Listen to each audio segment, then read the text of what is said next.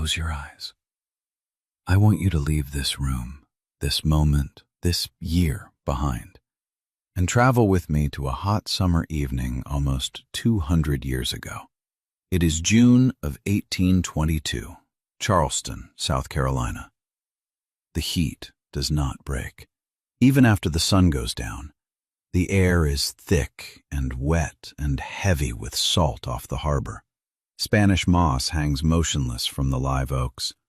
The cobblestone streets still hold the warmth of the day, and from the great houses along the Battery comes the faint clink of silver and glass, the laughter of people who have never once in their lives been afraid.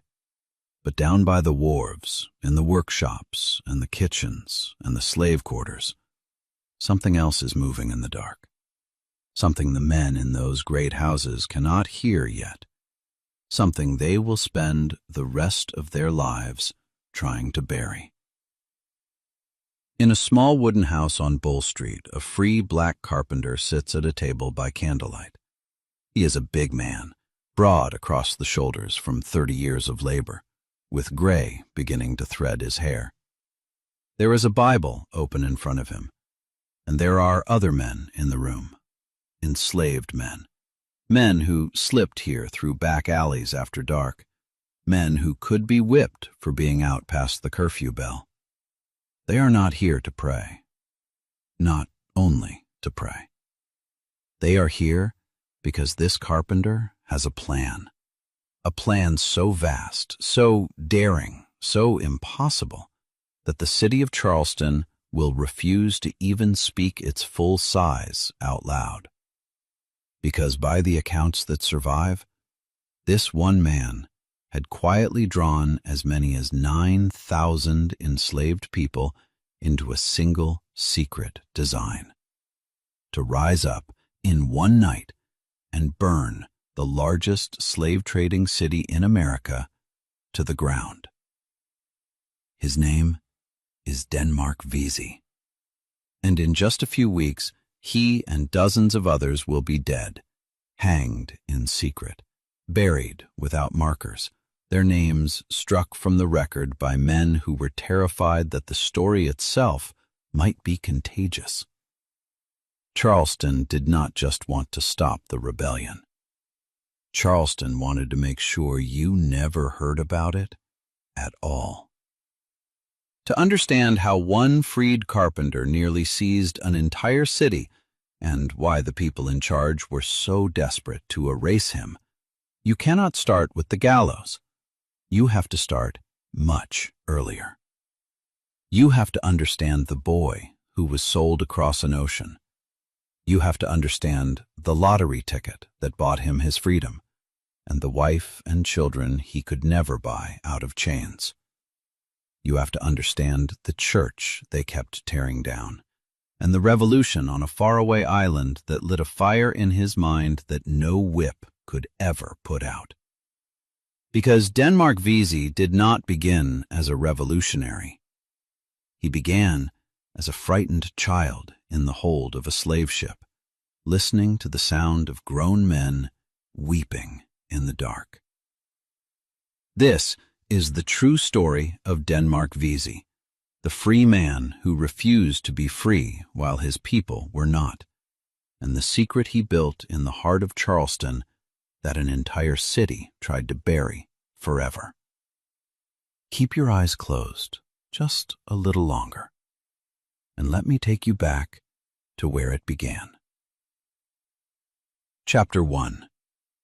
A boy sold across the sea. We do not know the exact day Denmark Vesey was born, or the name his mother first gave him. History did not think the birth of an enslaved child was worth recording. But we believe he was born around the year 1767, somewhere in the Caribbean or West Africa, and that as a boy he was bought and sold on the Danish island of St. Thomas. Picture that island. Turquoise water, white sand, green hills rising steep from the harbor. To a tourist's eye, a paradise. But beneath that beauty ran one of the cruelest engines on earth, the sugar economy, an industry that devoured human lives faster than almost any other in the world. And into that machine, a boy was sold. In 1781, when he was around 14 years old, he was purchased, along with 390 other captives, by a Bermudian slave ship captain named Joseph Vesey. The captain was carrying his human cargo to the French colony of Saint-Domingue, the sugar island that the world would one day come to know by another name, Haiti. The boy stood out. He was unusually intelligent, strikingly handsome, alert, quick. The captain and his crew were taken with him. They gave him a new name, Telemach, after the son of Odysseus in the old Greek story. Over the years, in the mouths of Charleston, that name would slur and soften and shorten until it became the name history remembers him by. Denmark. But before he was Denmark of Charleston, he was Telemach in the hold of a slave ship. One frightened body packed among hundreds, in the dark, in the stench, in the heat, crossing waters that had already swallowed countless thousands who never reached the other side. When the ship reached Saint-Domingue, the boy was sold off with the others to a plantation. And then something happened that would change the course of his entire life. He fell ill, or appeared to. He began to suffer fits, what the records call epileptic seizures. To the planter who had just bought him, a sick slave was a bad investment, damaged goods. So the planter demanded his money back. And Captain Joseph Vesey, returning on his next voyage, was forced to take the boy back aboard his ship. Whether the illness was real, or whether a terrified 14-year-old had found a way to escape a plantation that would have killed him within a few years, no one will ever know for certain. But the result was this. The boy did not die in the cane fields of Saint-Domingue like so many did. Instead, he became the captain's personal slave, and for the next 2 years he sailed the Atlantic and the Caribbean at Joseph Vesey's side, watching the entire brutal business of human trafficking from the inside. Think about what that meant. This boy did not see slavery from a single plantation. He saw the whole system. He saw the ports. He saw the auctions in different tongues. He saw chained men loaded and unloaded like barrels of rum across an entire ocean.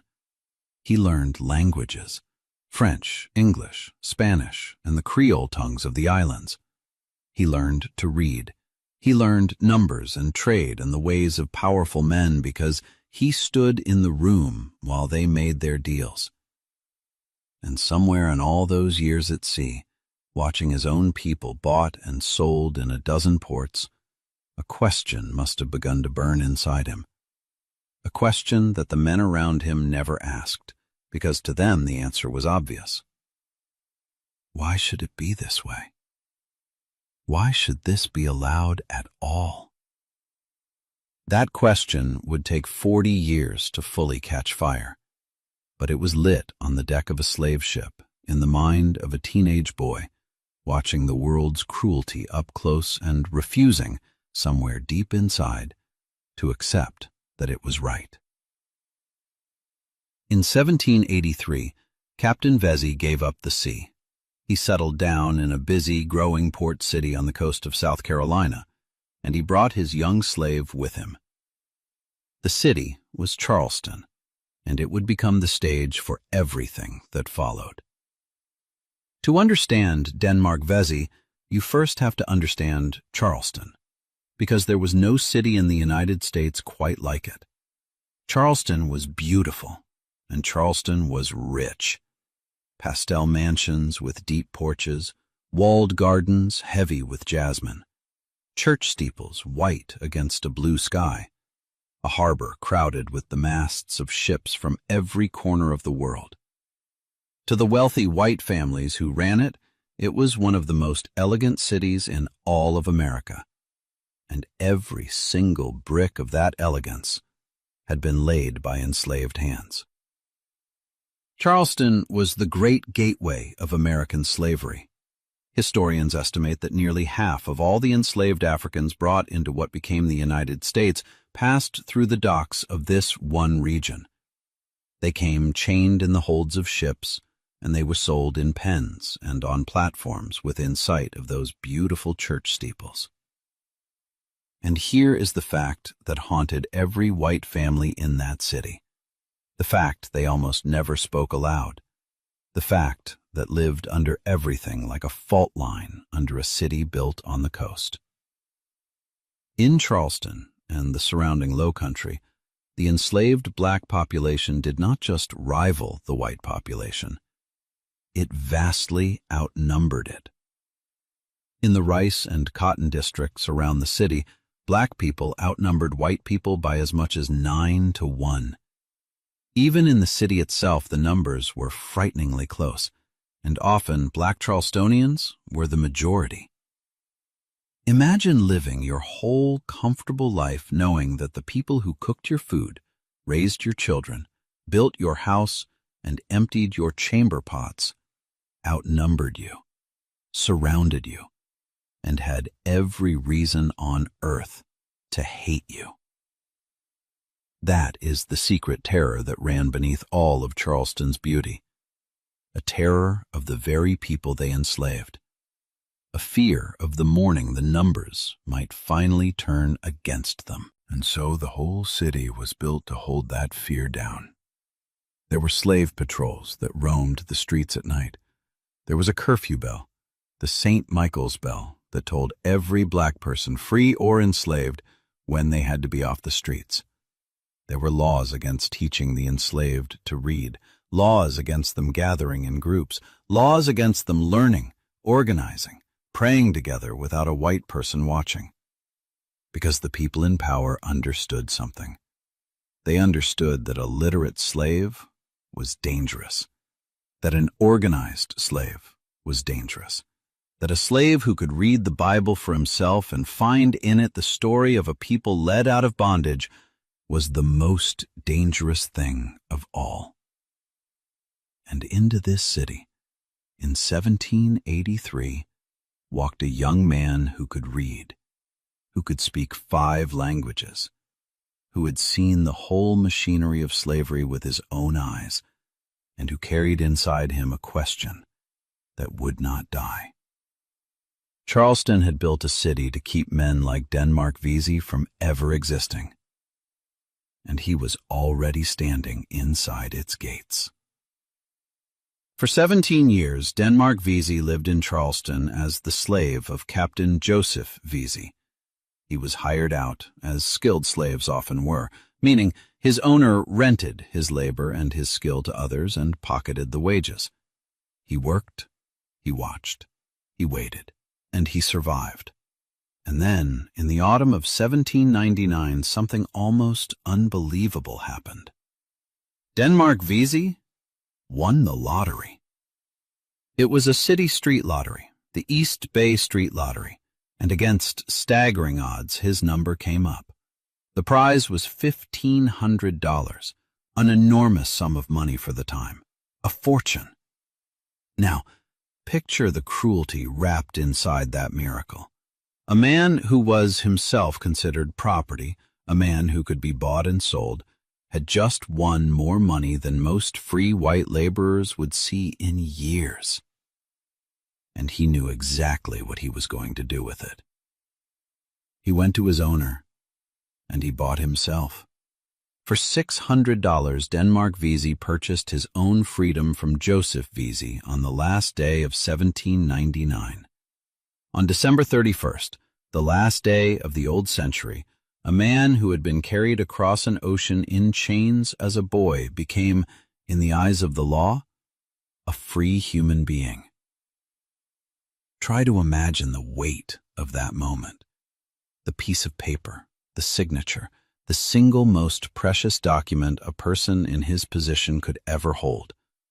Proof that he belonged to himself. He kept the rest of the money, around $900, and he started a new life. He set himself up as a carpenter, a skilled, respected trade. He was good at it. He worked hard, and he prospered. Within a few years, Denmark Vesey was one of the most successful free black men in all of Charleston. He owned property. He had his own business. He could read and write fluently in an age when most people, white or black, could not. People respected him. People listened when he spoke. By every measure the world offered a man like him, Denmark Vesey had made it. He had done the impossible. He was free, he was prosperous, he was respected. And here is the thing that makes his story so extraordinary, so unlike almost any other. He could not enjoy it. Because freedom, for Denmark Vesey, came with a wound that no amount of money could heal. He had a wife. He had children. And under the brutal law of South Carolina, a child inherited the status of its mother. His wife was enslaved, which meant his children were born enslaved. And he could not buy them out. Not because he lacked the money, though the price of a family was steep, but because their owners would not sell. A free man could be told no. A free man could stand there with cash in his hand and be refused the right to purchase his own wife, his own sons, his own daughters. So Denmark Vesey lived a torture few of us could imagine. He was free, and he watched his own children grow up as the property of other men. He could walk the streets a free man and then watch his family answer to an owner's bell. Every privilege he had won only sharpened the agony of what he could not win. And it taught him a lesson that would shape everything that came after. His own freedom meant nothing. Not really. Not while the people he loved were still in chains. Not while his children could be sold away from him at any moment, and he, a free man, would be powerless to stop it. A lesser man might have made his peace with it, might have kept his head down, enjoyed his comfort, and looked away. Denmark Vesey could not look away. He had spent his whole life unable to look away. And slowly, year by year, a conviction hardened inside him like iron cooling into a blade. If freedom could not be bought for everyone, then perhaps it would have to be taken. Every great movement needs a place to gather, a place where people can come together, speak freely, and dream out loud. For Denmark Vesey, that place was a church. In 1818, black Charlestonians, both free and enslaved, broke away from the white-controlled churches that segregated them, humiliated them, and forced them to worship as second-class souls. Together with a minister named Morris Brown, they founded their own congregation. It was affiliated with the African Methodist Episcopal Church, the AME Church, the first independent black denomination in America, born in Philadelphia. They called it the African Church, and it grew with astonishing speed. Within a short time, its membership swelled to more than 4,000 people, making it one of the largest congregations of any kind in the entire United States. Picture what that church meant to the people who filled it. For a few hours, in that space, they were not property. They were not numbers in a ledger. They were a congregation, a community, a people, with their own preachers and their own songs and their own God who, they believed with all their hearts, had not made them to be slaves.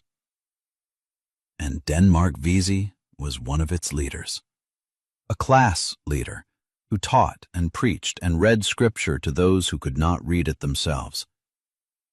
And here is where the most dangerous fire of all was lit. Because Denmark Vesey read the Bible, and he did not read it the way the slaveholders wanted it read. The white preachers loved one verse above all others. Servants, obey your masters. They repeated it endlessly, hammering it into the enslaved as the whole of Christian duty. But Denmark Vesey had read the rest of the book, and in it he found a very different story. He found the book of Exodus, the story of an entire enslaved people groaning under their bondage, whom God himself led out of Egypt and into freedom. He found the story of Joshua at the walls of Jericho. He read aloud the verse where the city is taken and they utterly destroyed all that was in the city, both man and woman, young and old. He told the people around him a truth the slaveholders had spent 200 years trying to hide from them, that the God of the Bible was not the God of the masters, that he was a God who hated bondage, that he had freed slaves before and could free them again. The white authorities of Charleston understood exactly how dangerous this was, and they moved against the church again and again and again. They raided its services. They arrested its worshippers for the crime of gathering. In 1818, they jailed more than 140 of its members. They harassed its leaders. They shut it down and watched it reopen and shut it down again. To the men who ran Charleston, 4,000 black people singing together about a God who freed the enslaved was not worship. It was a threat. It was an army that did not yet know it was an army.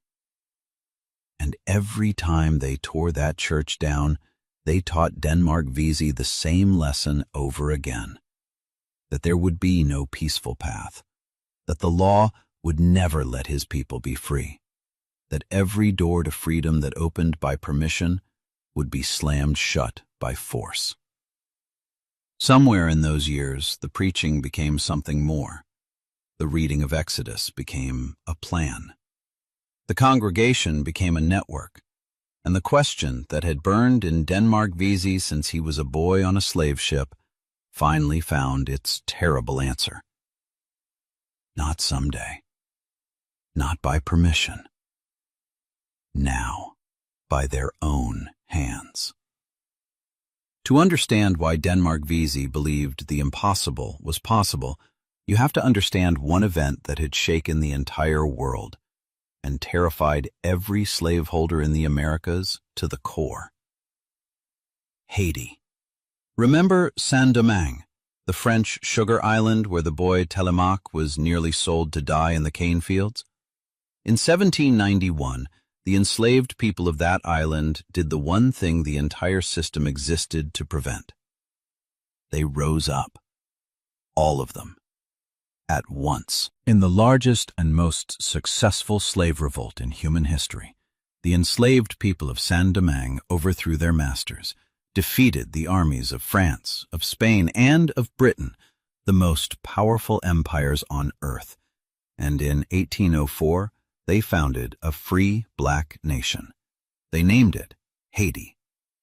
For enslaved people across the Americas, Haiti was a thunderclap of hope, living proof, written in blood and fire, that slavery was not eternal, that the masters were not invincible, that a chained people could break their chains and win.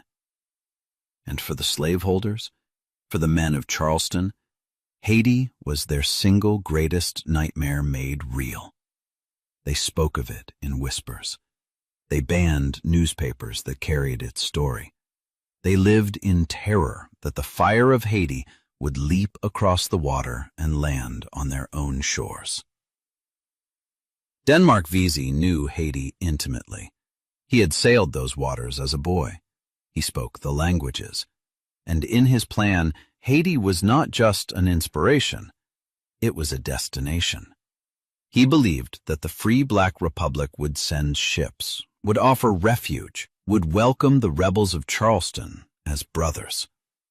Whether that hope was realistic or not, it was real to the men who followed him.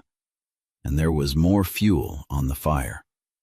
In 1819 and 1820, the entire United States had been convulsed by a bitter, terrifying national argument over slavery. the crisis that ended in the Missouri Compromise.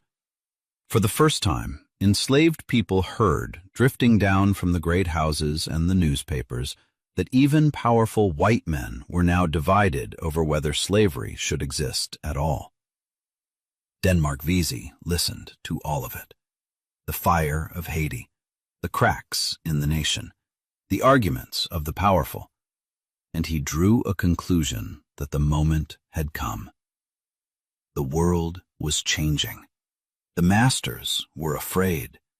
The numbers were on his side. And he was not getting any younger. He was a free man, more than 50 years old, prosperous and respected, with everything in the world to lose. And he decided to risk all of it, his freedom, his fortune, his very life, for the people who had none of those things. Somewhere around 1821, Denmark Vesey stopped only dreaming and began to build. What he designed was not a riot. It was not a desperate, spontaneous lashing out.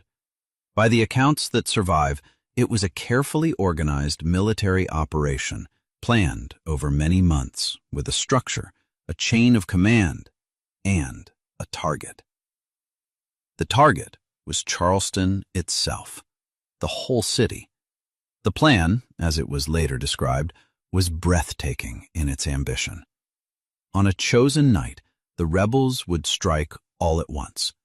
They would seize the city's arsenals and guardhouses, where thousands of muskets and barrels of powder were stored. They would take the weapons. They would capture the city's defenses, and they would hold Charleston, the richest slave port in America, in their own hands. And after that, the plan grew darker and more total. The enslaved who worked in the great houses would rise against the families who owned them. The countryside would pour in, and if the city could not be held, the rebels would seize ships in the harbor and sail for Haiti, to freedom. It was, by some estimates, the largest slave uprising ever planned on American soil. And Denmark Vesey did not try to do it alone. Like any great general, he gathered around him a circle of trusted lieutenants, men of skill, of courage, and of fierce loyalty. There was Peter Poyas, a ship's carpenter, disciplined, brilliant, and utterly fearless. He was a master of secrecy, and he understood something the others sometimes forgot, that the greatest danger was not the white man's guns. It was loose talk. "Take care," Poyas warned the men he recruited, "and don't mention it to those waiting men who receive presents of old coats from their masters. They'll betray us." He understood that the slaves closest to their masters, the ones treated most gently, were the ones most likely to be loyal to them. It was a chillingly accurate insight. There was Monday Gell, an enslaved man who worked as a harness maker. He was literate, intelligent, and trusted. He kept lists, and he was said to have written letters reaching out for support. There were Rolla and Ned Bennett, enslaved men in the household of the governor of South Carolina himself, men who lived and worked at the very center of the state's power. Think about that. The plot reached into the home of the governor.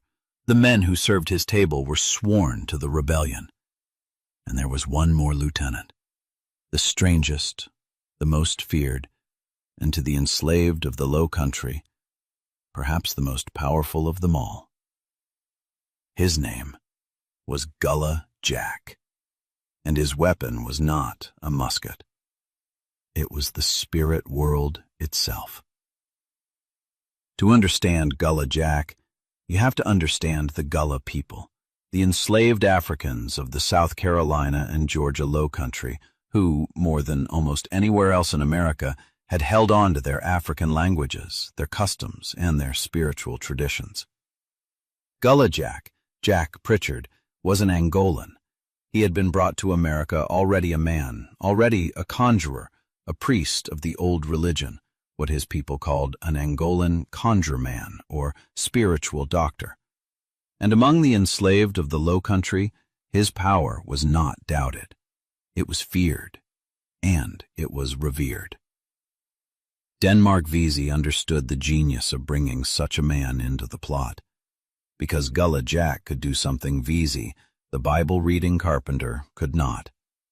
He could reach the men whose faith was older than Christianity. He could speak to the deep ancestral fear of death.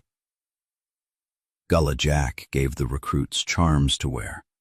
They were described as crab claws and other tokens. He told them that if they held these charms in their mouths, the white man's bullets could not harm them, that they would be invincible in battle, that the spirits themselves were marching with the rebellion. Now, we may hear that today and think it's superstition, but put yourself in the mind of a man who is being asked to face armed soldiers with little more than his bare hands and a stolen blade. To know, deep in your bones, that the spirits of your ancestors have made you bulletproof, that is not a small thing. It is the difference between a man who hesitates and a man who charges. Between Denmark Vesey's Bible and Gullah Jack's charms, the rebellion had two faiths marching side by side: the Christian story of Exodus and the African power of the conjure man. Together, they reached almost every kind of believer in the enslaved community. And that was the secret of Denmark Vesey's organizing genius. He did not ask men to believe what he believed. He met every man where his courage already lived: in the church, in the spirits, in the love of family, in the simple, burning hatred of bondage. And he gave each of them a reason to rise. It was working. Month by month, name by name, the network spread out across the city and into the countryside like roots beneath the soil. How many people did Denmark Vesey draw into his secret? We will never know the true number for certain. The testimony was given under terror, and the records were written by the very men trying to destroy him. But the figures that came out of the investigation were staggering. Some witnesses spoke of 6,000, some of 9,000. The authorities themselves, in their darkest fears, spoke of a plot that reached for miles in every direction, into the plantations of the surrounding parishes. 9,000 human beings, bound to a single secret, in a city that executed people for far less than whispering about freedom. And the most astonishing part is not the number. It is the silence. For months, by some accounts for years, thousands of enslaved people knew that a rebellion was coming, knew names, knew dates, knew the plan. And the overwhelming majority of them said nothing. Not to the masters they served every day, not to the patrols, not to anyone with the power to stop it. That silence is one of the most powerful testimonies in all of American history. It is the sound of thousands of people who wanted freedom so badly that they were willing to gamble their lives on the discretion of thousands of others, and to keep faith with one another against everything the system could threaten. Picture the secret meetings. In the African church, after the White Watchers had gone. In Denmark Vesey's own house on Bull Street, the Bible open on the table. In workshops and stables and kitchens, in the brief stolen minutes between labor and curfew. Lists were kept and hidden, weapons were gathered.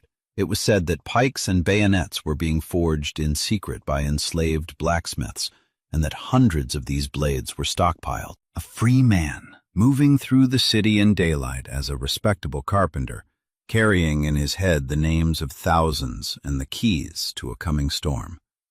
Speaking the right words to the right men, reading Exodus to those who could not read, sending word out to the plantations. building, quietly, patiently, the largest act of resistance the slaveholding South had ever faced. And he set a date chosen with deliberate, symbolic care. The rebellion would begin on the night of Sunday, July 14th, 1822. Bastille Day.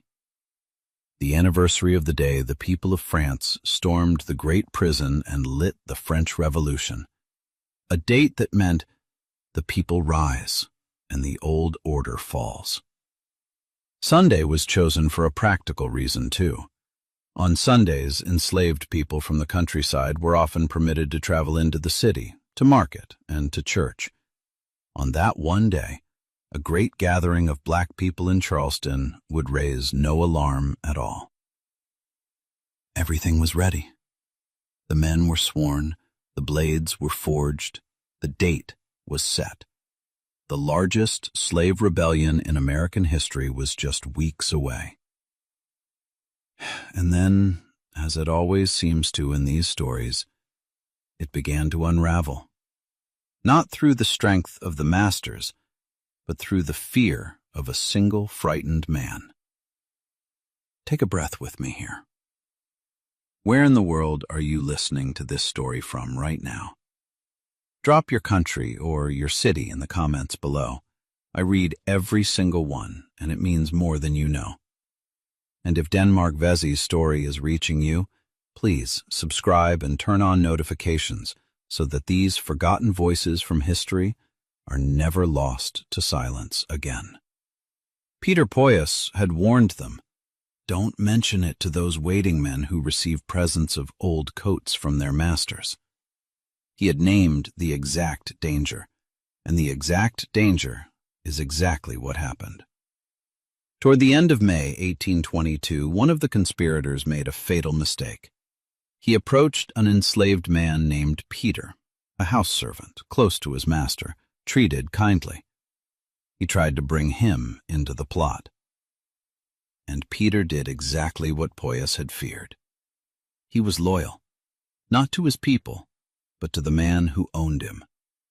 Frightened and conflicted, he carried the secret to a free black man he trusted, and together they carried it to Peter's master. And just like that, the secret of 9,000 people was in the hands of the enemy. But here is what is remarkable. At first, the authorities did not believe it. The plot was so vast, so audacious, so well hidden, that when the first warning reached the city officials, they could barely credit it. They questioned the men named, and they ran straight into a wall of disciplined, total silence. Peter Poyas and the other early suspects were arrested and interrogated, and they gave the authorities nothing. They were calm. They were innocent-seeming. They looked their accusers in the eye and denied everything so convincingly that the magistrates actually let some of them go. For a few days, the discipline of Denmark Vesey's lieutenants held the entire investigation at bay. Their silence was a fortress. But Vesey knew the secret was out. He knew the clock was now running against him, and so he made a desperate decision. He moved the date of the rebellion up, from July the 14th forward to the night of June the 16th. Strike now, before the city could prepare. But it was too late. Word of the new date could not reach all the scattered recruits in time. The countryside could not be mobilized overnight. The element of total surprise, the one thing that might have given a ragtag army of the enslaved a chance against an armed city, was gone. And then a second informant came forward, and a third. Slowly, under interrogation and the threat of death, the wall of silence began to crack. The city of Charleston, finally understanding the size of what had been planned in its midst, descended into pure panic. It was better with another positioned. The arsenals were reinforced. Federal troops were requested. The mask had slipped.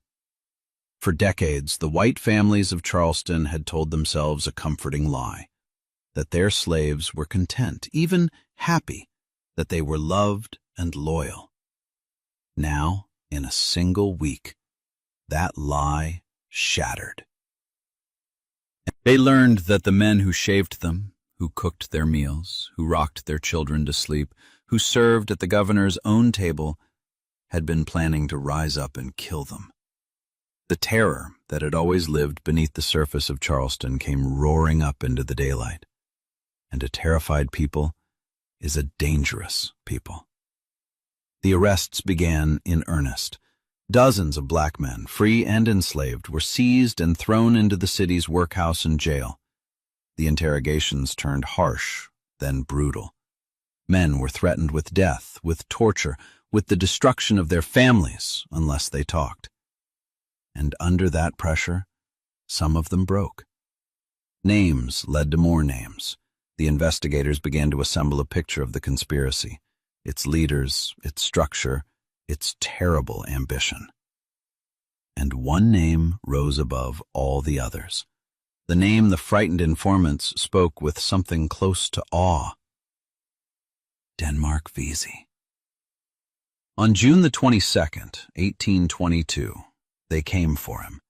The free carpenter, the respected tradesman, the man who had bought his own freedom on the last day of the old century.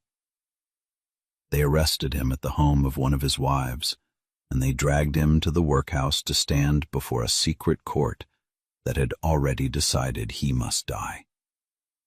What happened next was not a trial as we would understand the word. There was no public courtroom. There was no jury of the accused man's peers. There was instead a secret tribunal, a court of magistrates and freeholders, convened behind closed doors, its proceedings hidden from the public, the accused often not even permitted to face the witnesses against them. The men of Charleston were not interested in justice. They were interested in two things: stamping out the rebellion and controlling the story. Denmark Vesey defended himself. By the accounts that survive, he did so with formidable skill. He cross-examined witnesses. He picked apart testimony. He used the very literacy and intelligence that had made him a leader to fight for his life in a court designed to take it. But the verdict was never in doubt. It had been written before he ever entered the room. The court condemned him to death, and in their official sentence, the magistrates revealed exactly what frightened them most. They could not understand, or would not admit, why a free, prosperous, respected man would risk everything for others. They told him his plot was wild and visionary. They could not grasp that a man might value the freedom of his people above his own comfort and his own life. That was the thing Charleston could never forgive. Not just that he had plotted rebellion, but that he had proven with his own life that no kindness, no privilege, no scrap of comfort the system offered could buy the loyalty of a man who had truly understood what slavery was. And in the trials of the men around him, Charleston met something it could not break. This is the part of the story I most want you to remember. When the arrests came, the authorities expected the men to do what frightened, condemned people usually do: to beg, to bargain, to name others in exchange for their own lives. Some did, but others did something that has echoed down through 2 centuries. Peter Poyas, the ship's carpenter who had warned them all about the danger of loose talk, was tortured and interrogated for names. He gave them nothing, not one. And as he and his comrades were led toward the gallows, it was said that Poyas turned to the others and spoke words that have never been forgotten. Do not open your lips. Die silent, as you shall see me do. Die silent, betray no one. take the names to the grave. And he did. Peter Poyas went to his death without surrendering a single name of the many he surely knew.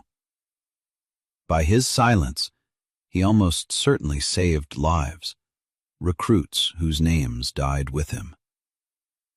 Denmark Vesey, too, by the accounts that survive, went to the end without breaking. He did not beg, he did not grovel. He had decided long ago what he was willing to die for, and when the moment came, he met it on his own terms. Think of the strength that took. To be condemned, to be doomed, to know that talking might ease your final hours, and to choose silence instead, to protect people you would never see again. That is not the courage of a single dramatic moment. That is courage held steady, breath by breath, all the way to the rope. On the morning of July the 2nd, 1822, Denmark Vesey was led to the gallows. With him were 5 of his lieutenants, including Peter Poyas. 6 men, hanged together, for the crime of imagining that they and their people might be free. And the killing did not stop there. Over the following weeks, the secret court continued its grim work. In the end, the numbers were staggering. By the close of the trials, the authorities had condemned 35 men to death and hanged them. Dozens more were sentenced to be sold and transported out of the country, exiled, torn from everything and everyone they knew, sent away forever. Gullah Jack, the conjure man whose charms were meant to make his followers bulletproof, was captured, condemned, and hanged.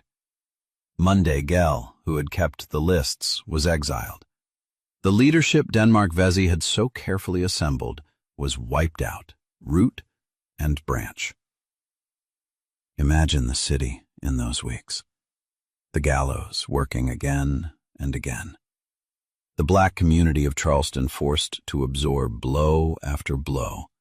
Fathers, husbands, sons, leaders, killed or carried away, one after another, in a campaign of terror designed to crush not just a rebellion, but the very idea of one. And when the executions were finally finished, the men of Charleston turned to their second great task, making sure it could never happen again, and making sure no one ever remembered that it had nearly happened at all. The response of Charleston, and of the entire slaveholding South, to the Denmark Vesey conspiracy tells you everything about how deeply it had frightened them. First, they destroyed the church. The African church, the great congregation of 4,000 souls where Vesey had preached Exodus, the heart of the black community, was blamed as the breeding ground of the plot. The authorities had it torn down. The building was demolished. The congregation was scattered and forbidden. The single greatest institution black Charlestonians had built for themselves was wiped from the map. But that church did not truly die. Its spirit went underground, and it endured. Generations later, it would rise again under a name the whole world now knows: Emmanuel African Methodist Episcopal Church, Mother Emmanuel. The same congregation in an unbroken line that the world would weep for in 2015. The roots of that church run straight back to Denmark Vesey. Second, Charleston armed itself against its own people. The state poured money into a new fortified arsenal and military academy built to defend the white population against the enslaved majority that surrounded them. That academy still stands today. We know it as the Citadel. Stop and absorb that.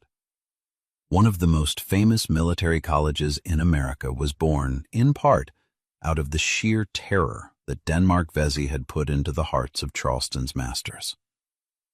Third, they passed new laws of breathtaking cruelty. The Negro Seaman Act required that any free black sailor whose ship docked in Charleston be jailed for the entire time the ship was in port, for the crime of being free and black and possibly carrying dangerous ideas from the outside world. They tightened the laws against teaching the enslaved to read. They cracked down on free black people, on gatherings, on movement, on everything.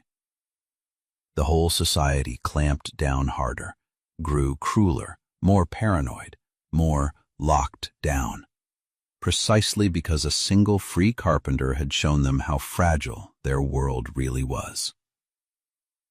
And then came the final move, the quietest and, in some ways, the most telling of all.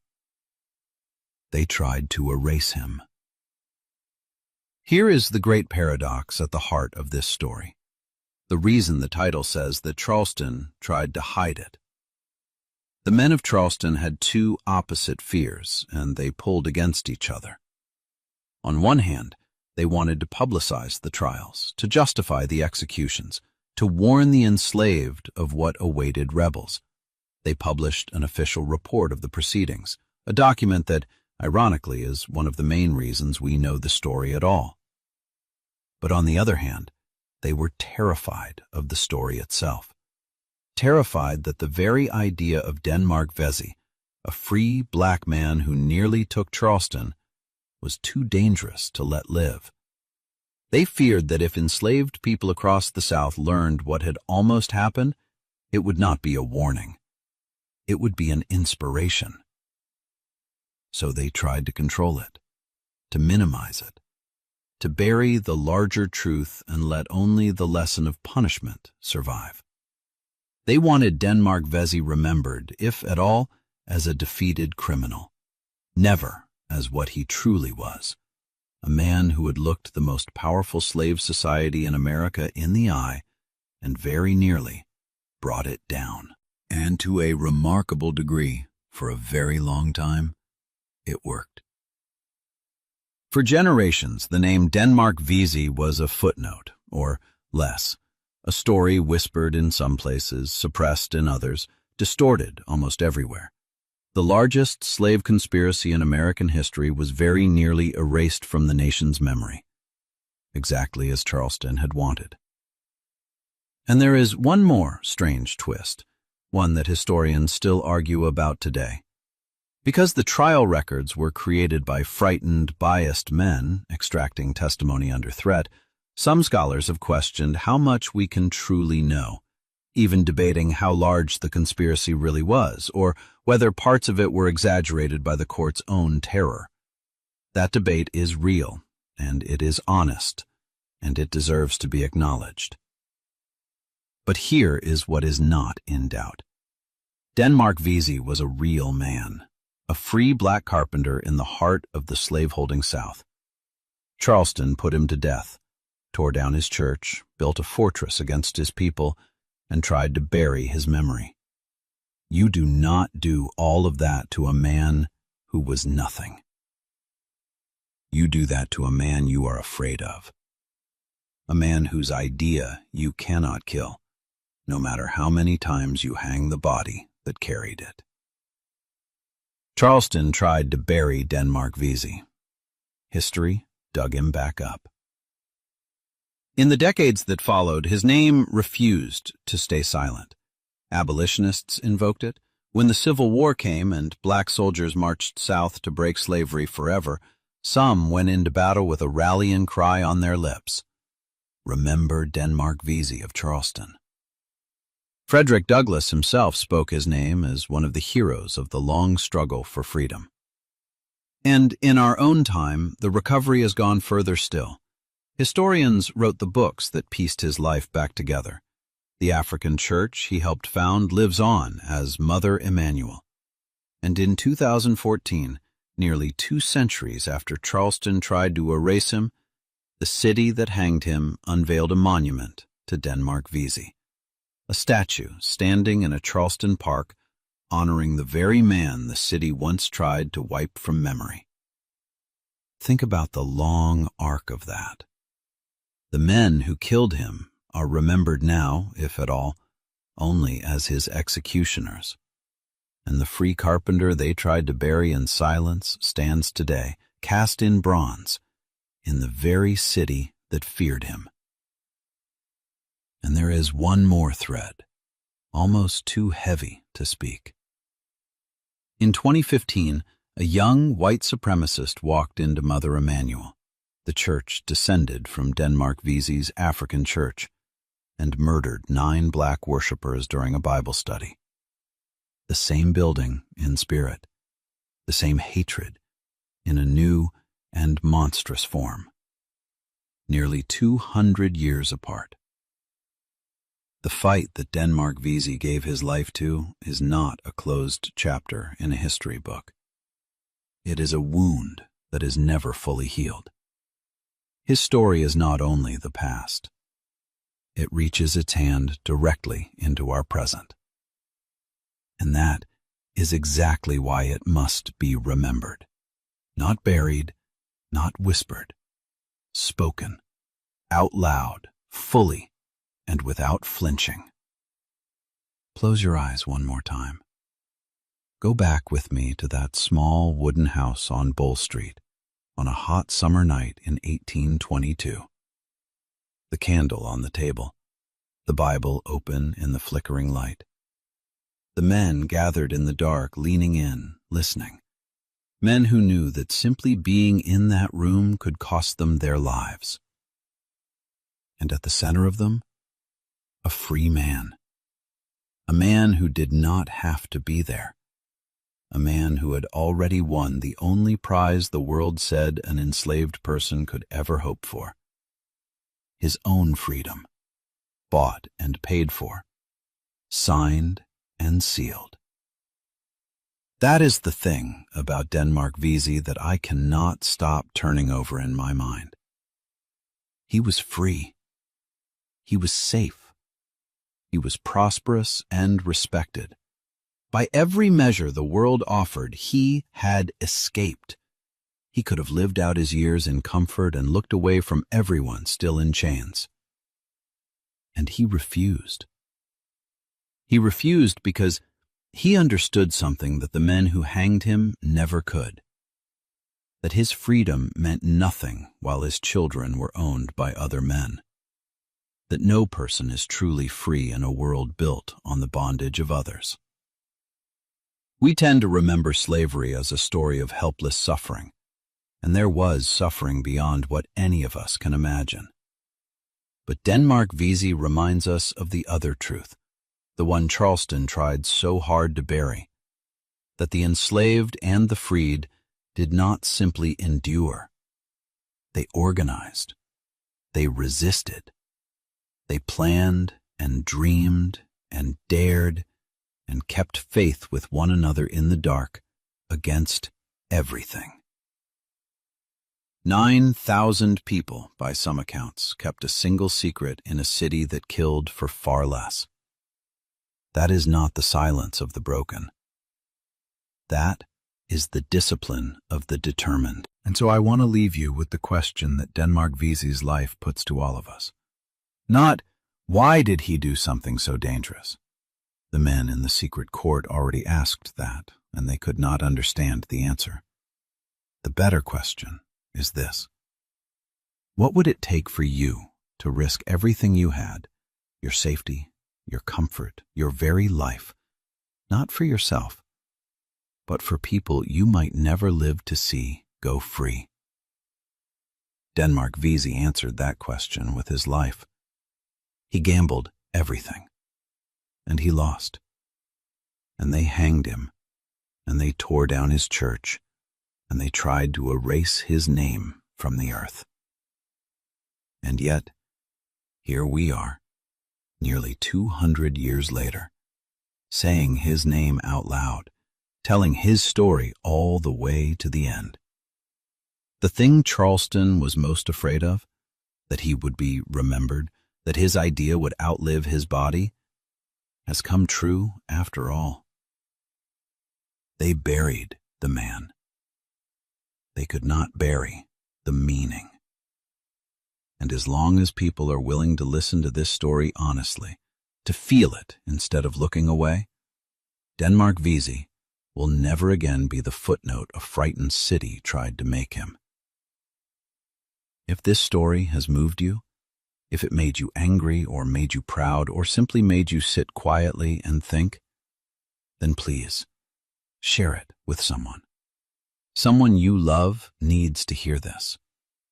Like the video, subscribe to the channel, and stay here with me as we keep returning again and again to the footnotes of history, to the people the world tried so hard to forget. Stories like Denmark Vesey's take many long days of careful research to tell with the accuracy and the dignity they truly deserve. If this story has moved you, you can support this work by buying me a single cup of coffee. The link is in the description, or just scan the code on your screen. Even one cup genuinely helps me keep researching, writing, and rescuing these forgotten people from being erased by history. Thank you, from the bottom of my heart, for being part of Footnotes of Fear. Thank you for listening, all the way to the very end. Take care of one another out there, and I will see you in the next story.